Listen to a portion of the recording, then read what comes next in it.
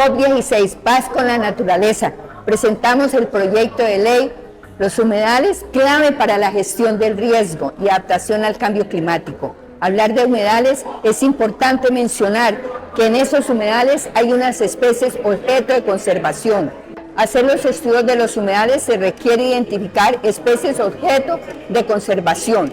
Por eso se integraron los términos integridad biológica, integridad ecológica, porque se requieren los estudios de ecohidrología y el de caudal biótico, de tal manera que se garantice esa pervivencia de esas especies como las vemos aquí, típicas de nuestro río Magdalena, el Boca Chico, en los llanos orientales, el Chigüiro, y las aves que son las típicas que se recoge en la Convención Ramsar.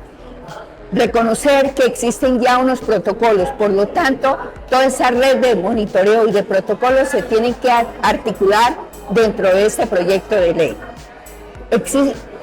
Es necesario revisar que hay momentos de las grandes lluvias. ¿Qué ocurre con las grandes lluvias?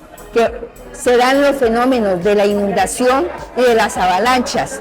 Estas inundaciones que las estamos observando ahí nos están haciendo un llamado que los planes de ordenamiento territorial se tienen que hacer alrededor del agua y de su propia dinámica. Por lo tanto, ocupar los territorios del agua no es acertado. Hay que definir los territorios naturales del agua y no levantar sobre ellos proyectos urbanísticos, y desde luego cuando el hombre desarrolla actividades agrícolas, viviendas, pues se van a ver afectados. De ahí la necesidad de incorporar en los planes de ordenamiento territorial el sistema de humedales dentro de la gestión del riesgo como mecanismo de adaptación del cambio climático, de tal manera que los alcaldes, los gobernadores van a tener las alertas tempranas con anticipación, prepararse antes de que ocurran estos fenómenos porque ya tiene toda esa información. Vale la pena mencionar también que ocurren épocas de inundaciones, pero también de la sequía. ¿Será que ya se tienen definidas las alertas tempranas cuando viene la sequía?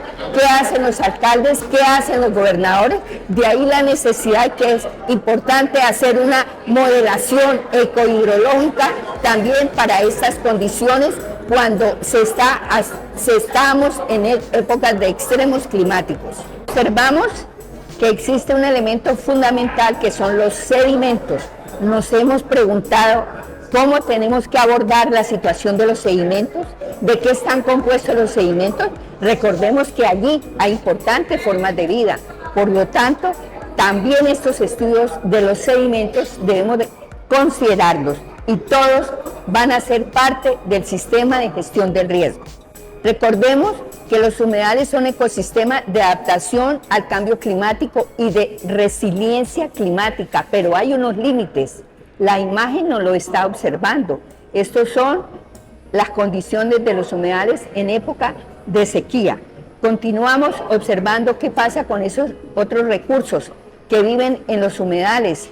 ¿Qué pasó con nuestros chigüiros? Estas son imágenes de los llanos orientales. ¿Estábamos preparados? ¿Se dieron las alertas para que este ecocidio no ocurriera?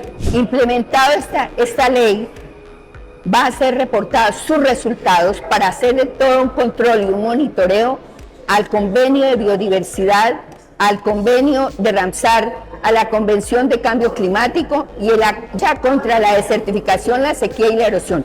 No olvidemos que estos son sistemas socioecológicos, por lo tanto, las comunidades también han de ser tenidas en cuenta, porque ellas son las que conocen los territorios y conocen la dinámica de estos ecosistemas. Les invito para que fortalezcamos este proyecto de ley y por eso vamos a colocar un link y bienvenidas todas sus proposiciones. Se trata de tener un proyecto de ley que goce del empoderamiento de las comunidades.